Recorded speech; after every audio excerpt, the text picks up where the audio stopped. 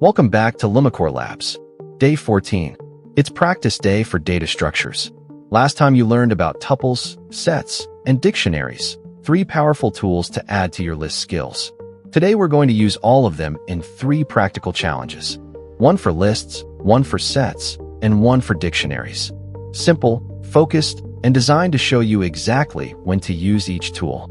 Pause after each challenge, try it yourself, then watch my solution. Let's go! Challenge 1. A temperature tracker. You'll use a list to store 3 daily temperatures. Ask the user for each one, add them with append, then print the complete list, the highest temperature using max, and the average. This combines list operations with basic math. Pause now and try it.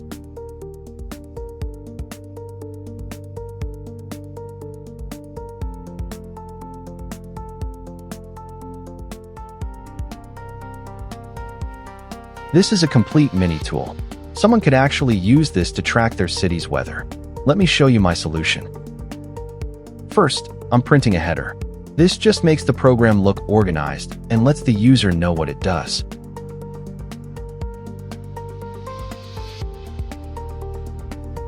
I'm creating an empty list called temperatures. This is where we'll store all 3 temperatures the user enters. I ask for the first temperature. Notice I'm wrapping input in float. This converts the user's text into a decimal number we can do math with. Now I add that temperature to the list using append. Whatever the user typed is now safely stored at the end of the list.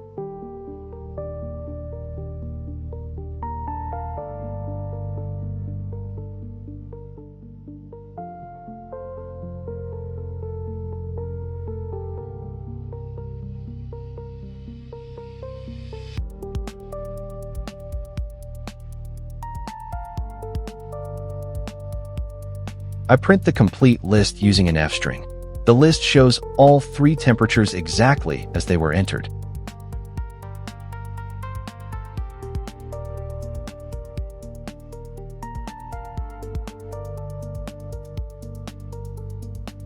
Python's built-in max function finds the largest number in the list automatically. No loop needed.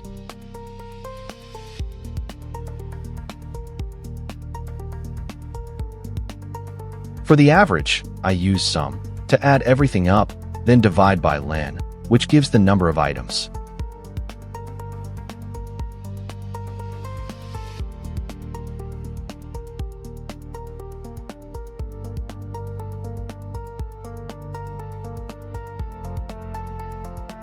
I'll enter 22.5, 25, and 23. The list contains all 3. The highest is 25. The average is 23.5. Everything calculated from one list. 3 inputs, 3 useful outputs. Challenge 2. Find unique words in a sentence.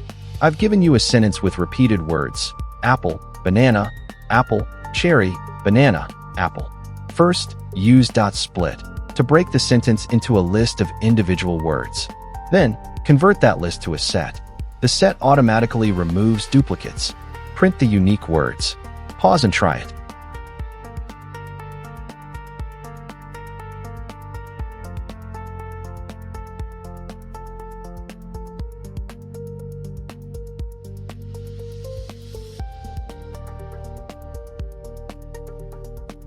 A quick header to show the user what this program does.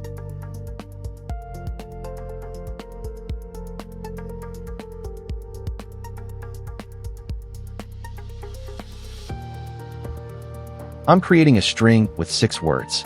Notice that apple appears 3 times and banana appears twice. We have duplicates.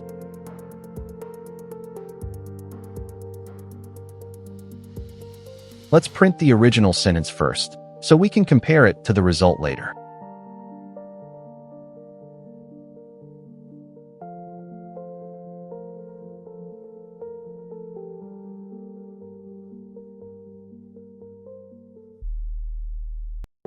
The .split method breaks the string into a list of words. It splits on spaces by default. Now we have a list of 6 individual words.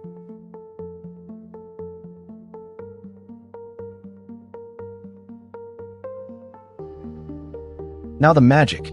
I convert the list to a set. Sets automatically remove all duplicates.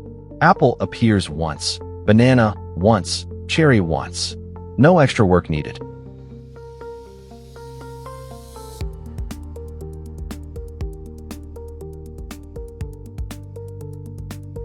This is why sets exist.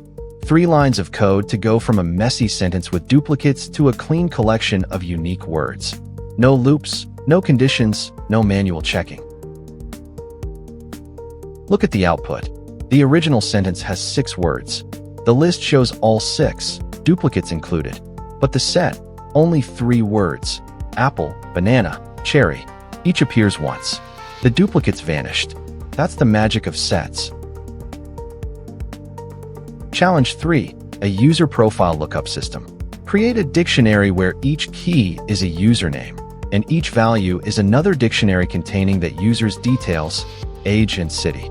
Ask the user for a username to look up. If the username exists in the dictionary, display their age and city. If not, print user not found. This is a nested dictionary, a dictionary inside a dictionary. Pause and build it.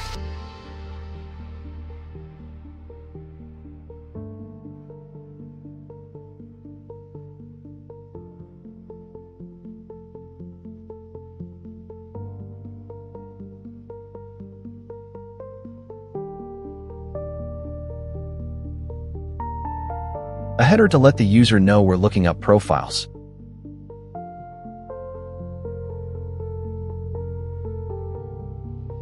I'm creating a nested dictionary. The outer dictionary has keys like Alice and Bob. Each key points to another dictionary containing that user's details, their age and city.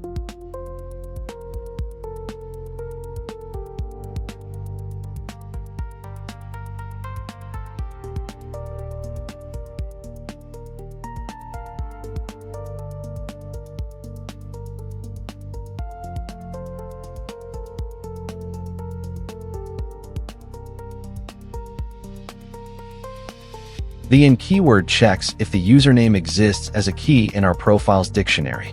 If it does, the indented code runs. I retrieve the inner dictionary for that user. If the username was Alice, user now holds the dictionary with age 28 and city New York.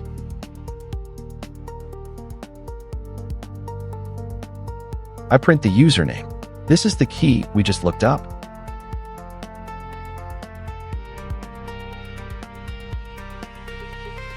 I access the age key inside the inner dictionary. User, age, gives us 28 for Alice. Same for city. User, city, gives us New York for Alice.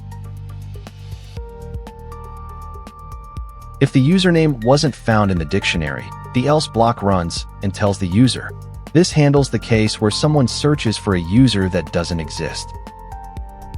Nested dictionaries sound complex, but they're just dictionaries where the values happen to be dictionaries. This is how real applications store user data. A database of users, each with their own set of properties. Once you can navigate nested dictionaries, you can work with almost any API or database. I'll search for Alice. The key exists, so we get her details. Age 28, city New York. Now I'll search for Charlie. The key doesn't exist, so the else block runs. User not found. Clean and efficient. One dictionary, 2 nested dictionaries inside it, and a simple and check to see if a user exists. Great work today. 3 challenges, 3 different data structures, each one solving a specific type of problem.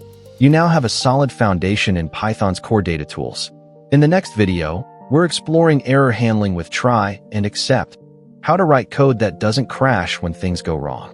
If you like this video, hit the like button and subscribe to Lumicore Labs, and tell me, which data structure do you find yourself using most? See you on day 15.